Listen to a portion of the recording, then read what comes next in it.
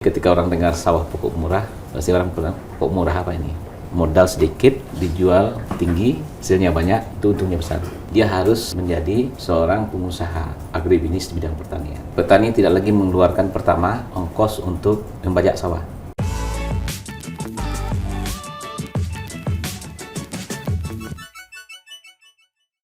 Halo sahabat kompas.com, kembali lagi bersama saya Monica Rosa di Nusaraya. Hari ini kita akan ngobrol-ngobrol nih bersama Bupati Agam, Pak Beni Warlis. Halo Bapak, gimana kabarnya? Assalamualaikum, baik. Waalaikumsalam Bapak, terima kasih waktunya sudah hadir di Nusaraya. Jadi dalam rangka menuju 100 hari kerja Bapak, jadi kita penasaran nih program-program unggulan Bapak. Jadi mungkin yang pertama Pak, untuk program unggulan 2025 sampai 2029 itu diintegrasikan dengan RPJPD dan RPJMD Kabupaten Agam, bagaimana Pak? Ya, memang seluruh program-program kita sudah pasti mengacu pada RPJPD, RPJMD kan. Jadi kita turunkan dari situ, kebetulan yang RPJMD-nya masih ada sisa yang lalu kan, kita sesuaikan dengan itu. Dan kita mengawali dengan visi misi kita yang mengacu kepada RPJMD itu. Kemudian dari visi misi itu kita lihatkan progul-progulnya. Jadi dalam 100 hari saya mengambil progul yang betul-betul bisa kita eksekusi. Di antaranya yang ini sekarang yang sangat populer, yang tengah sibuk dilakukan dan boleh dikatakan heboh lah di lapangan, namanya sawah pokok murah. Sawah pokok murah. Pokok murah. Nah, jadi ketika orang dengar sawah pokok murah, pasti orang bilang, pokok murah apa ini? Pokok murah itu modalnya sedikit. Baik. Modalnya sedikit, kemudian kita harapkan hasilnya banyak, kemudian juga kualitasnya bagus, mutunya bagus, sehingga ketika dijual harganya tinggi. Jadi modal sedikit, dijual tinggi, hasilnya banyak, itu untungnya besar. Nah, jadi apa sasarannya? Sasarannya adalah kita meningkatkan pendapatan petani. Jadi petani ini selama ini kalau pupuk mahal, mereka tahani. Dijual murah, mereka tahani juga. Kesulitan bercocok tanam, upahnya, mereka tahani juga. Maka namanya bertani terus. Saya tidak mau lagi namanya bertani itu. Dia harus menjadi seorang pengusaha agribisnis di bidang pertanian. Jadi sehingga petani itu kita ajak dia mencoba menghitung berapa kos, ya, berapa keuntungannya kalau dijualnya. Sawah pokok murah yang kita gulirkan itu adalah salah satu solusi. Kenapa? Dalam sawah pokok murah, petani tidak lagi mengeluarkan pertama ongkos untuk membajak sawah. Satu. Itu pertama. Yang kedua, dia tidak lagi mengeluarkan biaya untuk pupuk karena jeraminya dikembalikan sebagai pupuk organik. Kemudian dia tidak lagi mengeluarkan biaya untuk pemetas hama karena jerami itu bisa dia sebagai penyerap serangga. Jadi per 2 meter dari jerami itu dia akan membentuk sarang laba-laba. Sarang laba-laba itu ketika ada yang lewat di situ dia akan nyangkut di sana hamanya. Jadi sudah beberapa 3 yang kita atasi kan. Benar dari keong emas. Kemudian yang paling hebat sekali, tanah akan semakin subur ketika jerami itu kita kembalikan. Kenapa? Karena satu tanaman itu kan terdiri dari buah, ada daunnya, ada batangnya. Selain dari buah itu namanya jerami. Ketika yang kita ambil hanya buahnya, kita katakan hanya 10% yang kita ambil itu. 9% kita kembalikan ke lahan. Dan ini akan kembali menyuburkan lahan. Konsekuensinya apa? Dampaknya, kita nanti akan melihat di situ, di sawah itu ada belut. Kemudian di sawah itu akan datang bangau. Baik. Itu petani sawahnya sudah subur. Jadi di situ tidak ada lagi pemakaian, setidaknya kalau pupuk kimia sudah terbatas, berkurang. Pestisida sudah terbatas, lingkungan juga akan lebih bagus lagi. Nah, itu sawah pokok murah itu intinya adalah pertanian organik. Itu. Jadi Jadi banyak itu program banget pertama. ya. Jadi pelaksanaannya gimana? Sekarang kita di Kabupaten Agam itu ada namanya nagari. Kita punya 92 nagari. Tiap nagari kita laksanakan. Jadi masif sekarang laksanakan di situ. Dalam bentuk sekolah lapangan. Nagari itu desa ya Pak ya? Nagari itu desa Kudu Iya. Jawa. Di sana namanya nagari. Pemerintahan ternak itu nagari namanya di Sumatera Barat. Nah, jadi dengan kita laksanakan sekolahnya di lapangan yang didampingi oleh penyuluh kita, penyuluh pertanian kita. Nah, ini kita harapkan akan terjadi perubahan itu. Ini secara masif kita lakukan dengan menggunakan sekolah lapangan dibiayai dengan anggaran desa, dana nagari. Itu satu program kita yang dalam 100 hari ini itu terlaksana. Nah, yang kedua, apalagi petani kan juga butuh pupuk tadi kan. Kalau sawah sudah selesai tadi dengan komoditi yang lain kan ada jagung, ya, kemudian juga sayur-sayuran, hortikultura. Nah, itu juga kita atasi. Bagaimana pupuk ini sampai ke petani sesuai dengan harga head. Jadi kenapa saya fokus ke pertanian? Karena sebagian penduduk Sumatera Barat, Kabupaten Agam lah umumnya, itu petani. Oke. Kalau berarti- kita mengentaskan kemiskinan, petaninya ini itu kita sentuh, baru kita ini. Nah, maka kita fokus ke sana. Nah, itu tadi pupuk. Pupuk kita jamin sekarang sesuai dengan harga head. Di Agam tidak boleh lagi ada mafia pupuk. Nah, petani harus menikmati. Kemarin kita kumpulkan seluruh distributor pengejar pupuk. Berani tidak menjual dengan harga head? Mereka kan tidak berani karena ada mengeluarkan biaya-biaya. Ketika kita kumpulkan dengan Pupuk Indonesia menyampaikan bahwa harga ini memang harus harga head. Jadi tidak ada lagi bisa bermain sekarang untuk pupuk di Kabupaten Agam. Jadi betul-betul petani itu bisa menikmati pupuk itu sesuai dengan harga head. Ada sih keluhan sih Anda dari pengecer pupuk, dari distributor, margin kami itu terlalu kecil Pak katanya, Pak Bupati gitu ya. Nah kalau itu kan urusannya kan diambil ke petani untungnya, ambil ke pabriknya, produsennya kan, masa ke petani dia untungnya kecil, ini ke petani kan kasihan. Pemerintah sudah menetapkan harga eceran tertinggi itu. Oh mau di Padang, mau di Mentawai dimanapun, sama lah dengan BBM kan, harga head itu sama dimanapun juga. Pupuk juga harus seperti itu. Ini kita selesaikan dalam 100 hari. Dan itu sudah mulai dilakukan Sudah ya mulai, Pak ya? sudah kita laksanakan. Tadi menarik sih Pak yang petani itu juga harus bisa berbisnis. Nah itu apakah ada edukasi dari Pemkab sendiri atau ada Ya, penyuluh-penyuluh. penyuluhan? Yang mendampingi petani kan penyuluh pertanian. Dia berada di bawah dinas pertanian, ya. Kemudian mereka ada di tiap-tiap kecamatan. Ini beda dulu dengan waktu saya penyuluh dulu.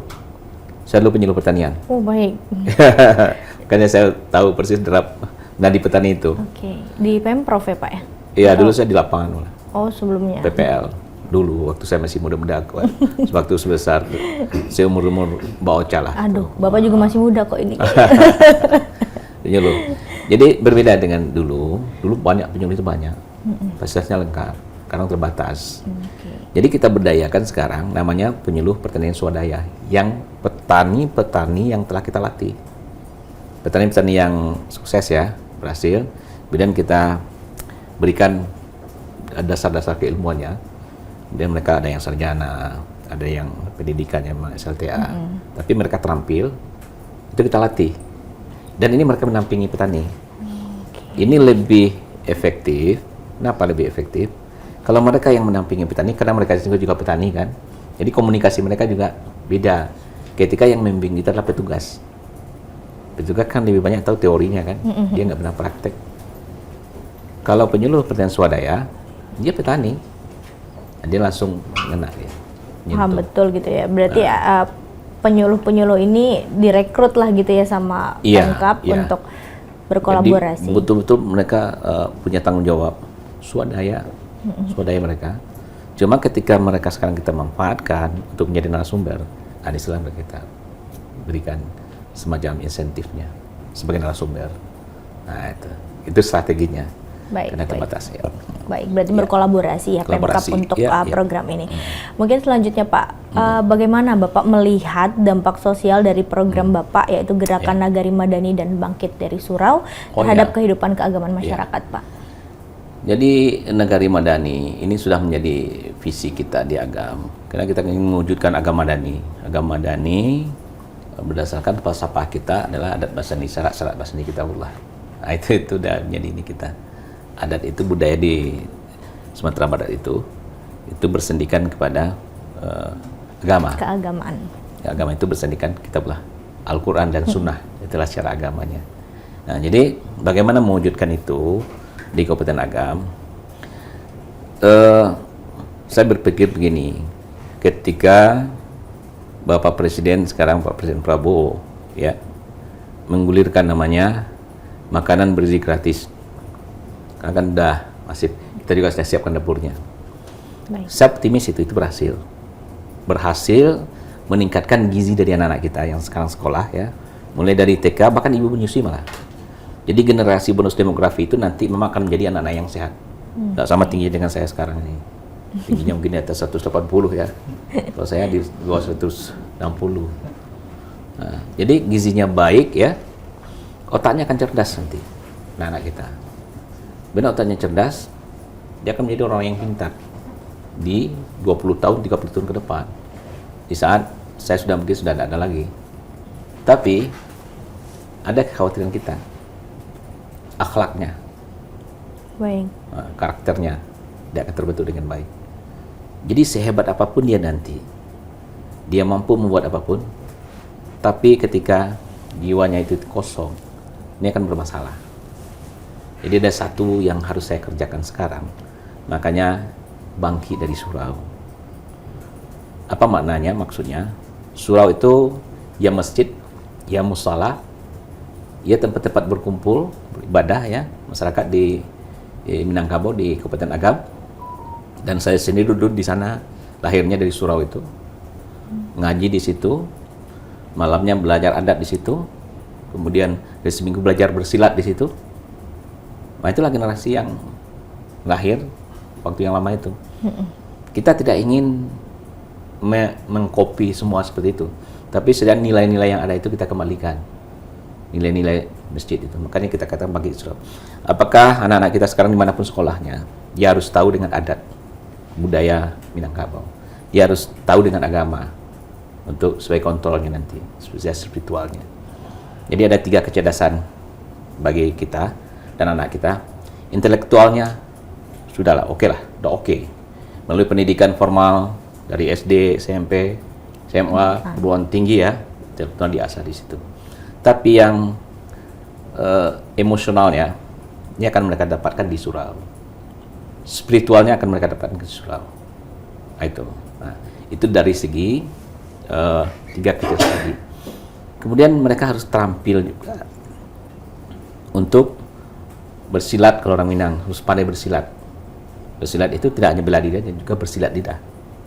Oh, baik. Oh, itu yang menyebabkan adanya dulu Haji Agus Saleh, Natsir, para pendiri-pendiri bangsa ini, mereka pintar negosiator. Bisa ngomong, bisa berdebat kan, tapi bukan debat seperti sekarang, tapi adalah debat yang sangat produktif. Sehingga bangsa kita ini kan hasil dari debat-debatnya para tokoh-tokoh pendiri bangsa waktu itu. Nah, ini mau kita lahirkan lagi orang yang mampu untuk bernegosiasi. Itu ada namanya kecerdasan emosional. Kemudian yang paling dalam spiritual, itulah yang kita bentuk dari surau, bangkit dari surau. Baik. Bagaimana mengawalinya? Strateginya. Tidak mungkin orang tua, nak kamu ke surau, nggak mungkin, nggak bisa. Harus ada teladan dulu, contoh dulu. Siapa contohnya? Mulai dari bupati dulu, wakil bupati, sekda, para pejabat, ASN. Ya, camat, wali nagari di sana namanya, kemudian wali jorong namanya. Jadi ketika orang-orang para pemimpin ini telah memberikan contoh, sehingga yang pertama saya wajibkan dulu itu ke surau itu, berada di surau, terutama 5 waktu salat ada di surau, di masjid, musala, itu aparatur. Baik. Termasuk saya. Jadi mereka Setiap waktu itu mereka selfie ke saya, sedang berada di masjid ini, sedang berada di masjid itu. Jadi dimanapun sekarang ini saya tahu orang-orang itu. Nah, kemudian nanti orang ini kan orang-orang sukses, kepala dinas, apa. Ketika anak-anak kita, orang tua kita melihat, lihat tuh orang-orang sukses, orang-orang hebat, dia berada di masjid kita, berada di surau. Baru dia bisa nyuruh anaknya, nah coba kamu lihat itu Pak Camat, Pak Bupati. Tidak berada di warung lagi. Yang kita takutkan orang-orang sukses itu berada di tempat-tempat yang kurang bagus. Nah, misalnya ada warung-warung di mana di situ ada orang berjudi, ini kan. Ternyata di situ mobil-mobil yang bagus-bagus kan. Sehingga itu jadi idola. Ini yang kita coba hilangkan. Ya, jadi teladan. Teladan itu harus dari aparatur dulu. Jadi bangkit dari surau itu kita bangkitkan dulu, baru beri contohnya generasi kita.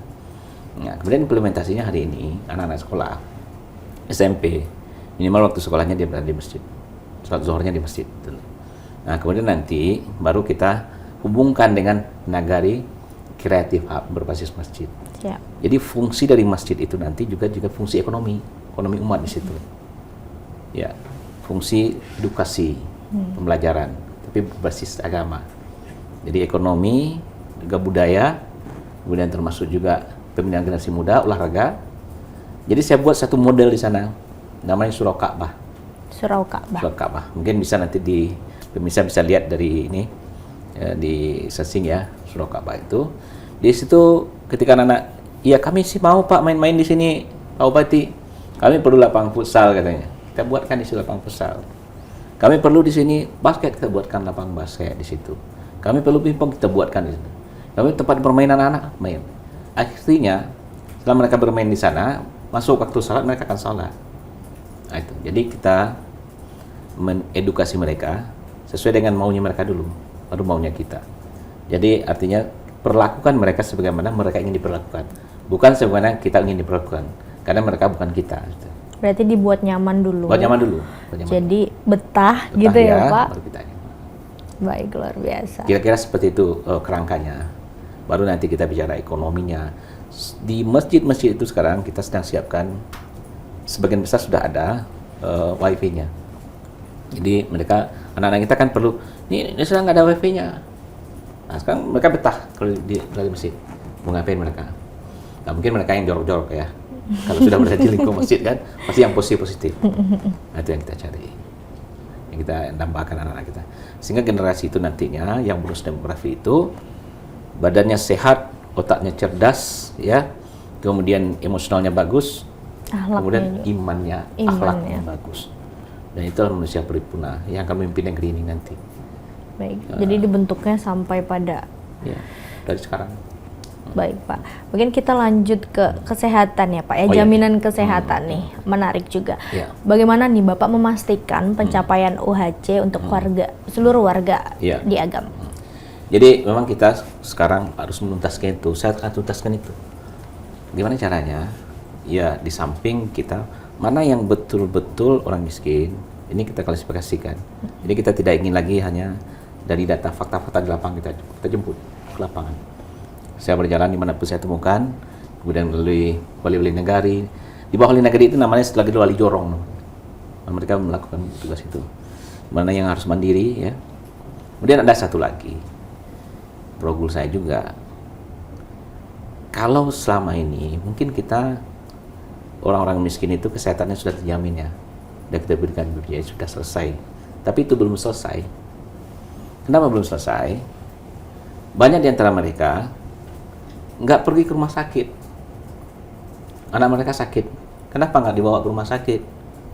Nggak ada ongkos untuk berobat ke rumah sakit. Oke, baik. Ini harus dirawat. Nggak ada biasa selama menungguin anak saya ini. Akhirnya juga walaupun sudah BPJS sudah dia nggak jadi berobat. Ini yang kita sedihkan. Nah, itu juga kita atasi. Pertama, dulu sekarang kita kerjasama dengan Basnas dulu. Saya wajibkan Basnas bisa menangani hal yang seperti ini. Basnas itu sebagian besar itu adalah zakatnya ASN. ASN kita langsung diperoleh 100%. Itu 80% dari uang yang ada di Basnas dari ASN. Jadi makanya saya berani.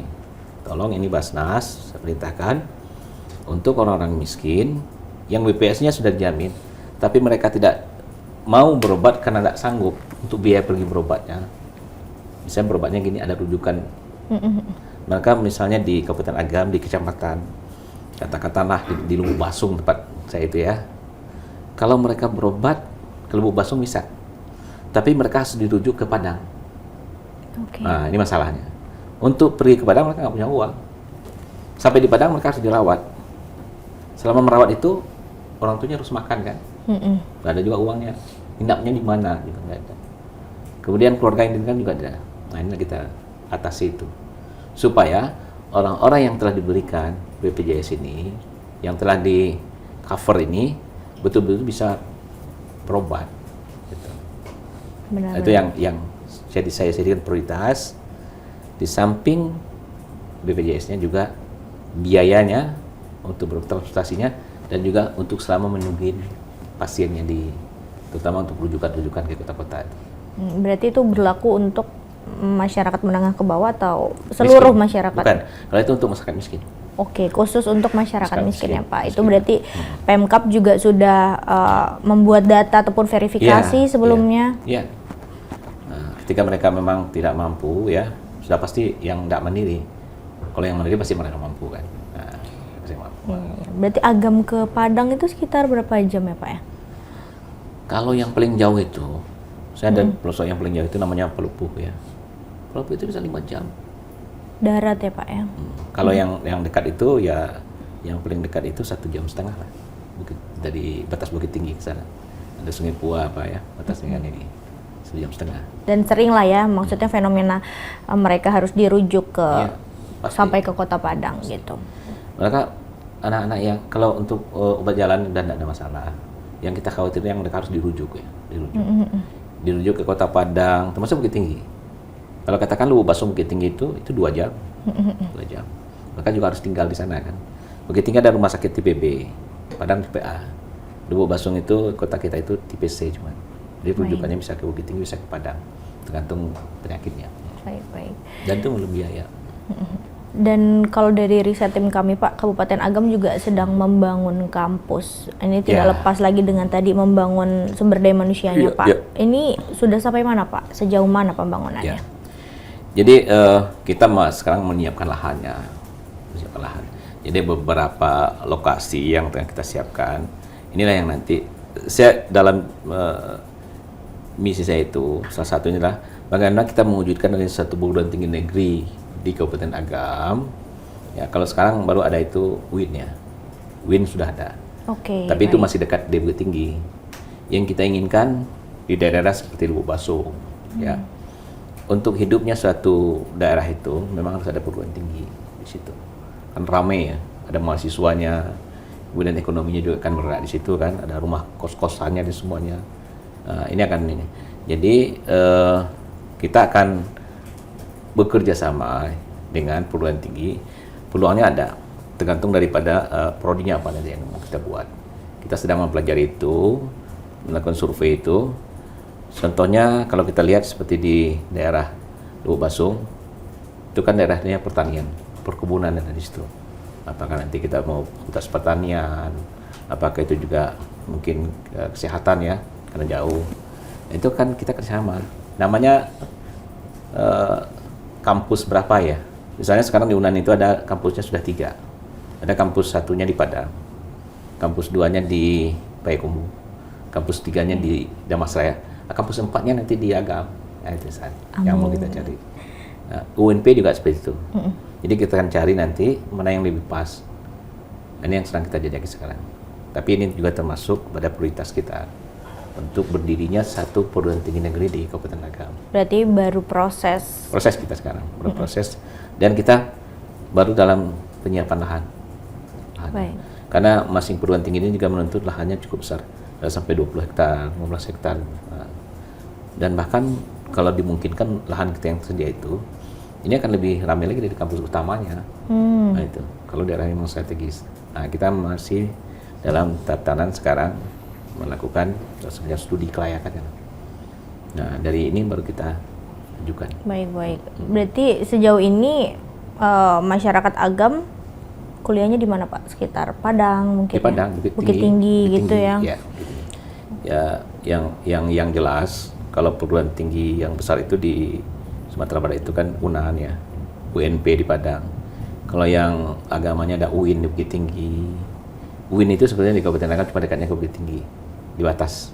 Oke, tapi lebih dekatnya ke Bukit Tinggi. Ya. Yang kita inginkan sekarang kan di daerah-daerah seperti Lubuk Basung, daerah Tiku ya, daerah pesisir Agam Barat lah kita katakan itu. Agam ini secara topografinya kita bagi dua. Topografi ya, satu yang di atasnya timur, yang di bawahnya pantainya itu daerah barat, pantai barat. Oke, berarti rencananya yang di daerah barat. Kita yang menginginkan sekarang daerah barat, kita kembangkan. Barat ya. Berarti kalau Ocha pernah ke kantor Bupati itu di barat. Oke, itu barat. Di barat itu. Kalau yang dekat-dekat Bukit Tinggi, arah itu timur itu. Oke, siap. Baik. Baik. Ya. Ya semoga bisa segera terimplementasi Pak. Salah. Mungkin untuk selanjutnya Pak terkait infrastruktur digital. Nah di kecamatan-kecamatan ini gimana kesiapannya gitu ya untuk mendukung pelayanan digital cepat tanggap yang menjadi bagian dari Agam melayani. Ya. Jadi memang kita kan semuanya harus cepat kita lakukan itu. Sehingga kita masih ada 13 titik ekspor kita di Kabupaten Agam masih ada 13 titik. Kira-kira 2 minggu yang lalu ya saya ke Kementerian Kominfo, saya ketemu juga dengan Direktur Bakti ya di sana. Mereka akan membantu segera kita laporkan ke data-datanya, mereka akan segera membantu. Dan ini yang kita perlukan sekarang, masuk dalam nagari kreatif hub itu juga harus badannya internet juga semuanya kan. Kita upayakan dengan bantuan dari Bakti, kemarin dijanjikan insya Allah menjadi prioritas kita di Kabupaten Agam. Karena kata mereka kemarin baru yang datang ke sini baru Pak Beni katanya Bupati Agam kan. Jadi diingat banget harusnya ya Pak ya.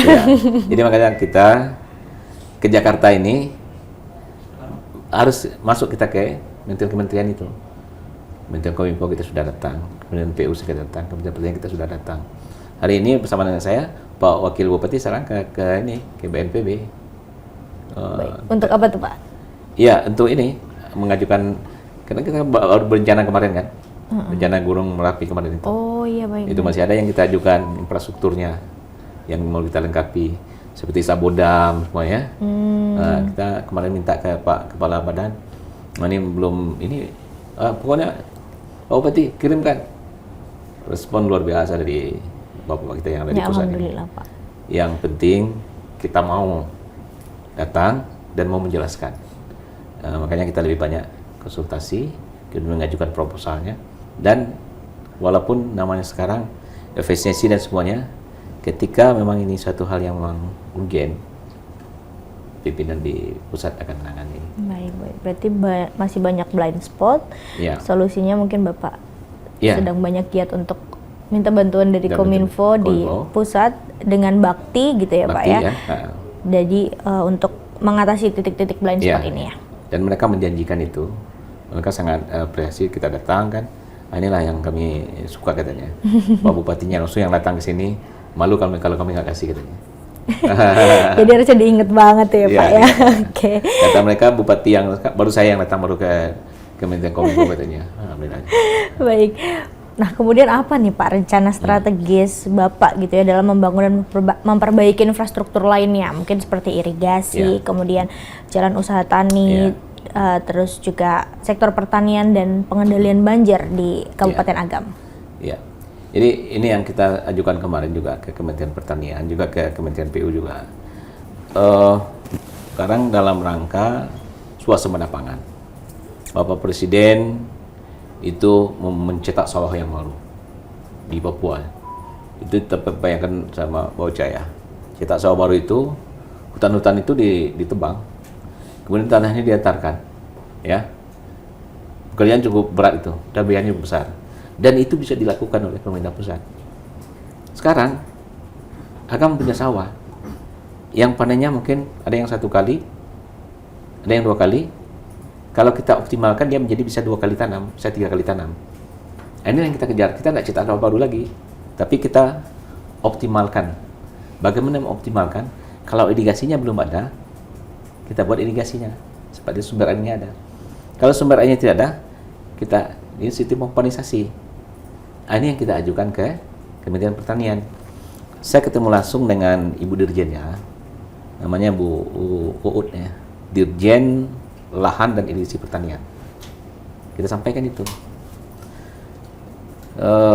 Saya minta waktu itu 1.000 hektar untuk optimalisasi. Beliau kasih 2.000. Kenapa beliau kasih 2.000? Pak Bupati katanya, belum cukup itu katanya. Suruh inventarisasi lagi sama anak buah Malinas. Dapat 500 lagi. Jadi dari 1.500 itu, dari 1.000 kemarin jadi 1.500. Yang 500-nya mungkin masuk ke dalam ini, yang daerah rawanya. Jadi yang tadi non rawa. Nah, itu yang kita dapatkan dalam waktu ya 16 hari lah kita bikin ininya, inventarisasinya, dan kita sampaikan, kita antar langsung ke Bu Dirjen. Jadi itu upaya-upaya kita untuk irigasi ya, irigasi pertanian. Kemudian irigasi yang terkait dengan PU. Itu kan ada ininya, apa namanya, PSDA ya, sumber daya airnya. Di sana juga terbuka peluangnya kita. Apa katanya? Irigasi yang memang diyakini sekarang ada lahannya yang tidak berfungsi, tinggal memasukkan ke aplikasi.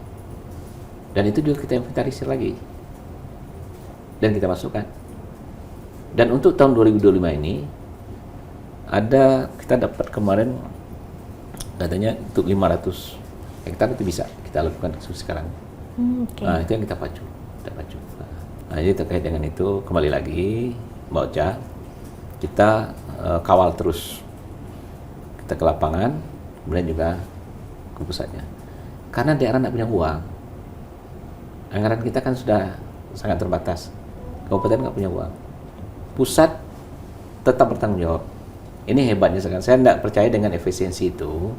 Efisiensi itu artinya sekarang yang diefisienkan itu kan hal-hal yang tidak bermanfaat aja. Misalnya pelatihan-pelatihan yang tidak perlu kan itu. Perjalanan-perjalanan yang tidak perlu. Kalau perjalanan saya ke sini perlu ini kan jelas nih. Outcome-nya jelas kan. Nah, itu yang dikatakan Bapak Presiden. Tapi kalau yang menyangkut dengan masyarakat, seperti itu yang kita minta direalisasikan. Nah, itu artinya semua yang menyangkut kepada masyarakat, rakyat ya, apakah irigasi, masuk pupuk tadi, yang cepat direspon. Baik Kementerian Pertanian, Kementerian PU, cepat direspon. Ini yang kita rasakan dalam 2 bulan ini. Saya berinteraksi dengan pusat. Gitu. Udah langsung satset ya Pak ya. Sebenarnya solusinya udah ada nih dari Pemkab. Memang benar, cuma tinggal dikawal ya Pak ya, biar implementasinya sesuai. Oke. Kalau terkait infrastruktur, misalkan jalan Pak, mungkin untuk konektivitas gitu ya, untuk daerah-daerah tertinggal mungkin, itu strategi Bapak seperti apa? Ya, jalan itu sebetulnya bagi kita sekarang yang paling urgen itu, kita kan sekarang mengembangkan geopark.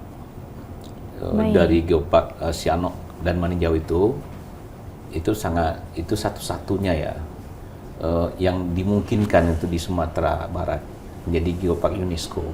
Kalau nasional sudah. Itu sedang kita inikan sekarang dan kita persiapkan di lapangan. Nah, di situ infrastruktur yang sangat kita perlukan, jalan. Kalau geopark Maninjau dan Sianok itu kan mungkin Mbak Ocha, pemirsa juga ingat semua Danau Maninjau dengan kelok 44-nya, ya, yang begitu indah ya. Nah, kita sangat yakin itu. Ketika kita hidupkan ini kembali, ya, kuncinya lagi infrastruktur jalan tadi. Jalan itu dari simpang dari Basung itu sampai ke Padang Luar. Nah, inilah itu jalan itu memang jalannya jalan provinsi. Nah, biasanya kalau ditanya kepada kepala daerah, ini jalannya kenapa jelek Pak Bupati? Itu jalan provinsi. Kalau saya nggak mau. Ini kenapa jelek jalannya Pak Bupati? Itu jalan nasional. Saya nggak mau seperti itu. Masyarakat melapor ke saya bertanggung jawab untuk mengurusnya. Nah, jadi kita urus itu. Kita urus ke provinsi. Ya, lalu kita urus provinsi dan juga kita masukkan proposalnya ke pusat. Inilah juga yang hari ini, kemarin juga kita memasukkan jalan itu ke Kementerian PU, kemudian juga ke minta bantuan Komisi 5 DPR RI Saya juga ke DPR RI kemarin untuk menyampaikan itu dan diterima, mudah-mudahan direalisasikan. Nah, kemudian minta juga bantuan dari para anggota-anggota DPR RI kita yang dari Sumatera Barat. Nah, mereka mendukung untuk menggunakan kampung halaman mereka. Kemarin kita pergi ke Pak Ade ya, di Komisi 11, kemudian punya jaringan untuk ke Komisi 5. Kita diantarkan ke sana. Nah, ini strategi kita untuk infrastruktur. Kembali lagi, kita tidak bisa di Kabupaten Agam untuk berpikir sendiri, karena kita adalah bagian dari Provinsi Sumatera Barat. Prinsip saya begini, Sumatera Barat tidak mempunyai daerah kecuali kabupaten kota yang di Sumatera Barat. Salah satunya Kabupaten Agam. Ya, NKRI tidak punya satu daerah pun kecuali adalah kabupaten kota yang ada di seluruh Indonesia. Salah satunya Kabupaten Agam. Jadi karena milik pemerintah pusat dan milik pemerintah provinsi, kalau saya mengadunya ke sana, saya yakin akan dibantu seperti itu. Karena kalau saya pikir sendiri nggak bisa. Yang kedua, Sumatera Barat punya perantau. Agam punya perantau yang peduli terhadap kampung halaman. Mereka akan berkumpul-kumpul, mereka akan memikirkan, mereka akan membantu. Baik secara pemikiran, begitu juga mungkin secara finansial, investasi. Nah, kita berharap perantau-perantau kita yang juga invest di kampungnya. Karena ini suatu filosofi juga di Minangkabau. Nggak apa-apa ya? Apa itu, Pak? Karatau madang di hulu, bab buah bab bunga balun, merantau bujang dahulu di rumah pengguna balun. Artinya? Jadi orang-orang Minang itu, kalau tidak akan bisa untuk membangun kampung, pergilah ke rantau dulu. Belum bisa berbuat untuk kampung halamannya, merantau dulu. Setelah sukses di rantau, bawa uangnya pulang. Investasi di bangun kampung halaman itu. Mulanya kekuatan kita itu bukan yang ada di kampung, yang ada di perantauan. Di seluruh Indonesia. Tersebar di seluruh Indonesia. Bahkan di mancanegara, di Australia, di Malaysia, ada rumah makan Padang di sana. Salah satunya mungkin orang Agam ya, Pak ya? Oh, satu orang Agam. Ya, kalau orang bicara nasi kapau, itu pasti Agam. Iya. Ya. Kalau makan Padang, ya bisa pakai kumbu. Ya. Tapi kalau sudah nasi kapau, dia ya Agam.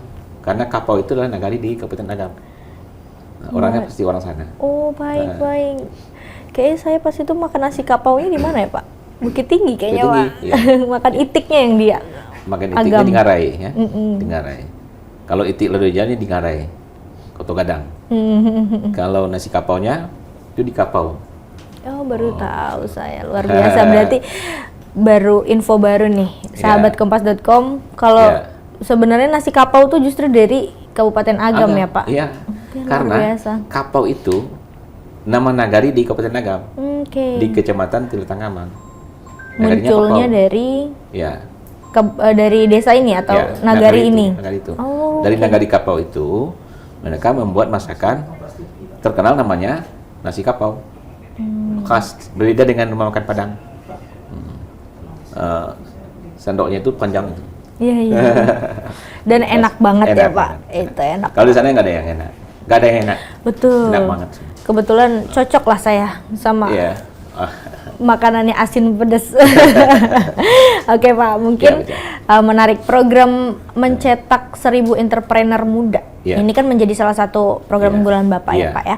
Bagaimana sih implementasi program ini akan dilakukan agar memang tepat sasaran dan berkelanjutan nih?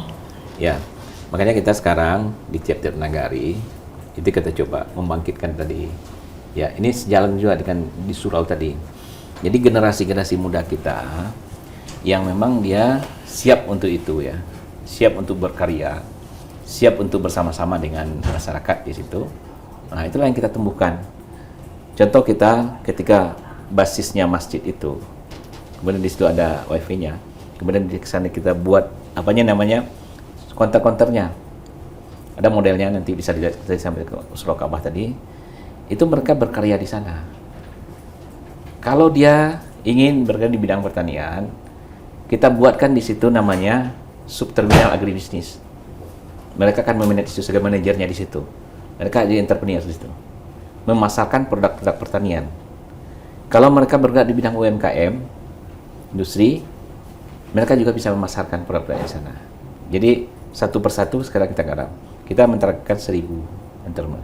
Kita jadi artinya tiap-tiap kecamatan itu yang kita tumbuhkan itu berdasarkan potensinya. Kita punya wilayahan juga. Ada daerah yang namanya memang di situ daerah basis pertanian, lumbung beras namanya. Ada daerah namanya daerah industri. Industri itu mungkin Mbak Ocha dan pemirsa pernah mendengarkan namanya pakai nampe angke. Belum pernah, Pak. Belum pernah ya. Jahitan nampe angke atau sulaman nampe angke. Nampe angke. Nah, itu dari sana kita munculkan. Jadi tidak sama lagi dengan kondisi yang lama. Sekarang mereka harus menggunakan teknologi ya, untuk memasarkan produknya. Nah, itu bedanya. Siapa mereka? Ya anak muda kita. Baik. Kalau orang-orang seperti saya mana bisa, nggak ngerti kan? Ini tanya lagi sama anaknya nanti kan? Jadi anaknya ini yang kita harapkan untuk seperti itu. Nah, kemudian apa lagi? Industri pariwisata. Kita hadirkan mereka di sana. Nah, kemudian kita juga punya produk kopi yang juga terkenal juga. Kopi data, ini mereka hadir di sana. Jadi kita sesuaikan dengan produknya. Jadi kalau di situ produknya kopi, kita kopi. Kalau di sini adanya kebun sawit, ya mereka harus jadi emiten di sana. Peternakan ayam ya, ada 2 juga, ayam petelur, ayam ini, mereka harus kita hadirkan juga di situ. Jadi betul-betul kita menginginkan bukan lagi generasi yang tua-tua, tapi harus mewariskan kepada yang muda-muda, anak-anaknya yang punya bakat menjadi wirausaha. Nah, kita arahkan secara digitalisasi. Itu bedanya. Mereka mungkin sukses, tapi secara manual selama ini. Dan anak-anaknya kita bawa ke sana. Itu entrepreneur muda yang kita harapkan. Baik, biasanya kalau dari Minangkabau jago berniaga tuh, Pak. Iya. Iya. Jadi orang Minang itu namanya pandai manggaleh, ya. Artinya, Pak? Manggaleh itu berjualan. Oke. Berjualan. Berjualan itu bahasa Minang lagi tabali tajua. Tabali tajual.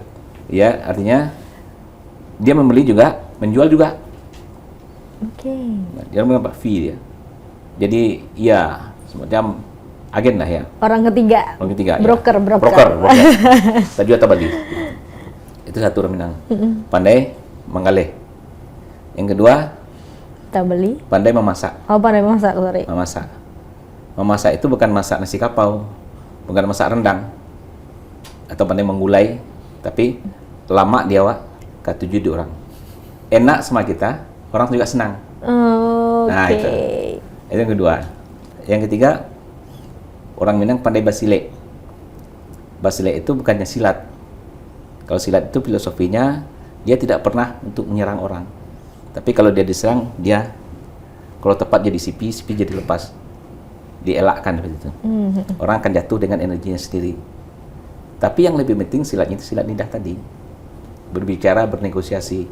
Itulah natsir, itulah sahril, itulah hatta, itulah Haji Agus Salim di bangsa kita. Itu yang kita wariskan kepada generasi kita. Nah, jadi pandai manggaleh, pandai basile, Pandai silat lidah. Memasak, kemudian pandai mengaji. Nah, mengaji itu bukan hanya baca Al-Quran, iya juga baca Al-Quran. Cuma dia bisa membaca, namanya lagi, nggak apa-apa juga ya, bahasa Minang juga. Boleh, Pak. Panakia pisau sirawi, ambil galah batang lintah buang, satitiak jadikan lawi, sakapa jadikan gunung, alam takampang jadi guru. Waduh, panjang, artinya apa? Artinya nih, apa? Jadi artinya orang Minang itu bisa membaca ayat-ayat kaunnya, alam takambang jadi guru, jadikan guru, bukan dijadikan guru. Apa yang dilihatnya, dia bisa menganalisis, mengambil iktibar dari apa yang dilihatnya. Bukan semua yang dilihat, ya, oh itu, tapi dia lihat, ini kenapa ini begini, kenapa begini, kenapa begini. Jadi ada yang analisisnya. Jadi inilah yang dikatakan orang Minang itu pandai mengaji. Dia menganalisis setiap fenomena yang dilihatnya, kemudian mencocokkan dengan teori-teorinya. Apakah dengan agama, juga teori keilmiahannya, kalau keilmuannya dicocokkannya, sehingga dia mendapatkan suatu kesimpulan dari apa yang dilihatnya dan menjadi keputusan dalam hidupnya. Kalau dalam agama namanya ayat kauniyah. Nah, ayatnya ada juga. Boleh dibaca juga? Boleh, Pak. Nah, Silakan. Inna fi khalqis samawati wal wa ikhtilafil laili wan nahar la ayatil liulil albab. Jadi silih bergantinya siang dan malam adalah tanda-tanda bagi orang yang berpikir. Jadi menganalisis kembali lagi sama dengan yang tadi. Ayat Minangnya itu, Luar biasa. ayat Al-Qur'annya itu orang Minang tahu dinan ampe tadi. 4 ya. Pandai mengaleh, pandai memasak, bersila, pandai bersilek, pandai mengaji. Luar biasa. Kalau tidak ada yang 4 itu bukan orang Minang namanya, lagi orang. Ada yang kurang gitu ya, Ada Pak yang ya. kurang. Oke. Nah, tadi udah ngobrol terkait UMKM, Pak. Ya. Nah, ini gimana nih Bapak menilai efektivitas dari pemberdayaan UMKM dan revitalisasi pasar dalam meningkatkan daya beli masyarakat? Tadi kan jago berjualan. Nah, daya belinya gimana nih, Pak, untuk stabilitas ekonomi lokal? Ya. Jadi daya belinya gini. Jadi kita memang ini satu lagi ya. Makanya saya sambungkan terus dengan program nasional, program Bapak Prabowo, debat biasa. MBG, makanan bergizi gratis. Kalau kita lihat secara ininya, kan tadi saya sampaikan untuk menghasilkan generasi yang cerdas. Tapi sebetulnya targetnya itu bukan itu saja. Ketika dapur MBG itu ada di satu nagari, dia akan menyerap tenaga sebanyak 57 orang. Yang kedua, semua produk-produk yang dibutuhkan untuk menghadirkan ini akan menggulirkan ekonomi masyarakat di situ. Sayurnya, telurnya, ayamnya, dan semuanya. Jadi secara tidak langsung, inilah pasar lokal yang diciptakan oleh Bapak Presiden sekarang dengan makanan bergizi gratis. Pasar itu butuh telurnya untuk ngasih makan orang 3.000 sampai 4.000 per hari. Mana mau kita cari pasar? Kita lagi mikirkan ini baru dibawa ke sana, sudah ada. Uangnya sudah ada yang membelinya, sudah ada. Uangnya ya dari BGN kan, Badan Gizi Nasional. Jadi akan masuklah uang itu satu hari. Coba bayangkan kalau 3.000 per nagari berapa? Satu hari. Kali 15.000. Katakanlah hanya 10.000 yang masuk ke sana kan. 10.000 kali 3.000. Berapa satu hari? 30 juta. 30 juta untuk satu hari. Satu hari 30 juta. Uangnya masuk di nagari. Beli sayur, beli telur, beli ini, kan itu. Istilah nagari itu, satu bulan berapa uang masuk ke nagari itu? Yang selama ini ada jadi ada. Iya. Itu UMKM itu. Memberdayakan ibu-ibu juga, Pak, Ibu-ibu atau? juga. Dia bisa nanam lahan pekarangan. Ya. Itu satu. Nah, kemudian kalau yang UMKM ada industri-industri kita ya. Nah, inilah yang kita fasilitasi oleh pemerintah. Bagaimana fasilitasinya? Kembali lagi perantau. Kita punya ada satu nagari namanya Panampuang namanya di Kecamatan Ampe Angke. Nama kecamatan Ampe Angke. Nama nagarinya Panampuang. Ternyata di Kuala Lumpur itu ada di situ Panampuang Mart yang menampung hasil-hasil yang bisa kita jual ke sana. Jadi pasarnya bukan hanya di lokal aja lagi, udah masuk ke sana. Oke. Nah, apa yang dibawa ke sana? Udah berat-berat kerupuk. Ya, dijualnya di sana. Mau kena, dijualnya di sana. Mulai dari makanan-makanan, kerajinan dibawa ke sana, dijual di sana. Itu salah satu. Jadi kekuatan daripada diaspora itu luar biasa untuk memasarkan. Kemarin saya datang ke Pekanbaru. Saya minta apa yang diperlukan di Pekanbaru ini? Yang bisa disuplai lah ya sama Kabupaten Agam. Tolong dikasih data. Jadi artinya kita masukkan uang dari luar itu ke daerah kita sebanyak-banyak mungkin ya. Kita gulirkan di dalam daerah kita. Nah, itu kita ngarang mandiri tadi. Begitu nagari kan nagari mandiri pangan. Yang tadi mandiri pangan, ya kan mandiri. Itu konsep-konsepnya untuk seluruh kabupaten Agam. Jadi semuanya tuh saling berkaitan sebenarnya ya, Pak ya. Saling. Program-program sekarang mulai dari pusat, makanya saya sangat tertarik bahwa suatu keharusan imperatif itu dari pusat ke daerah satu ada hangernya ya, yang sangat mudah kita. Tapi kalau ada kita, saya punya visi saya gini-gini, tidak ada hangernya, kita nggak ada artinya. Kamu punya uang berapa kita nyari kan, untuk melakukan itu kan. Tapi selama ada hangernya, ini akan tersangkut dia dengan RPJM pusat daerah. Gitu. ada semangat kolaborasi juga ya Pak ya. Kolaborasi. Baik, mungkin yang terakhir Pak, kira-kira apa sih harapan Bapak untuk Kabupaten Agam dan juga masyarakat Kabupaten Agam? Silakan Pak. Jadi kepada masyarakat Kabupaten Agam kita berharap ya, partisipasi yang telah diberikan terhadap pembangunan selama ini, kemandirian masyarakat ya untuk membangun negeri, kegotong royongan yang tumbuh di Kabupaten Agam yang selama ini, dan sekarang bangkit lagi, itu luar biasa. Saya di lapangan lihat seperti kegotong royongan ini sangat luar biasa. Baik ini dari generasi muda ya, ketika dilakukan suatu kegiatan untuk bersama, mereka tumpah ruah untuk bersama-sama. Kebersamaan ini harus kita jaga karena ada nilai-nilai budaya kita dari sebagai masyarakat orang Minang. Kemudian tentu kita berharap pada perantau lagi. Perantau ya sesuai dengan persahapannya, ya investlah di kampung halaman. Uang yang sudah dicari di rantau itu bawalah pulang, kemudian investasikan di kampung halaman untuk anak kemenakan di kampung halaman kita. Jadi beberapa contoh sudah ada sekarang pengusaha-pengusaha kita yang ulang ya untuk membangun gedung, membangun ini fasilitas olahraga dan semuanya untuk masyarakat kita. Kalau semua perantau Kabupaten Agam yang sukses, dia mau menginvestasikan uangnya di Agam, ini masyarakat tidak akan ada yang miskin lagi. Ya, itu masyarakat. Kemudian pemerintah juga seperti itu. Kita sangat optimis apa yang kita upayakan terus sesuai dengan program-program yang di pusat dan provinsi. Saya sangat yakin itu bahwa pemerintah pusat tidak punya daerah di Indonesia ini kecuali kabupaten kota, dan salah satunya adalah Kabupaten Agam. Provinsi tidak punya daerah di Sumatera Barat kecuali ada di situ 19 kabupaten kota dan salah satunya Kabupaten Agam. Jadi kita berharap ketika kita jemput program itu ke atas, pemerintah pusat akan melaksanakannya. Kepada masyarakat Kabupaten Agam, jangan khawatir ya, untuk isu hari ini efisiensi dan semuanya ini tidak ada apa-apanya kecuali hal-hal yang memang yang tidak berguna kita efisienkan, seperti ya pemborosan ya, dan kemudian rapat-rapat yang tidak berguna, kemudian yang lainnya. Tapi kalau untuk Pak Bupati pergi ke Jakarta itu tidak pemborosan lagi, kita menjemput bola dan insya Allah akan bisa membangun Kabupaten Agam itu lebih baik ke depan. Itu barangkali Mbak Ocha. Amin. Semoga Bapak Kabupaten Agam bisa semakin maju. Ya, terima kasih banyak atas waktunya, Ocha jadi bisa ngobrol-ngobrol banyak nih sama Pak Bupati, dan mungkin nanti kita bisa bertemu lagi Pak Bupati. Terima kasih banyak. Terima kasih Mbak Ocha. Baik, sahabat Kompas.com, terima kasih sudah menyaksikan Nusaraya hari ini. Saya Monica Rosa pamit undur diri. Sampai jumpa dan salam Nusaraya, semangat Bhinneka Indonesia Raya.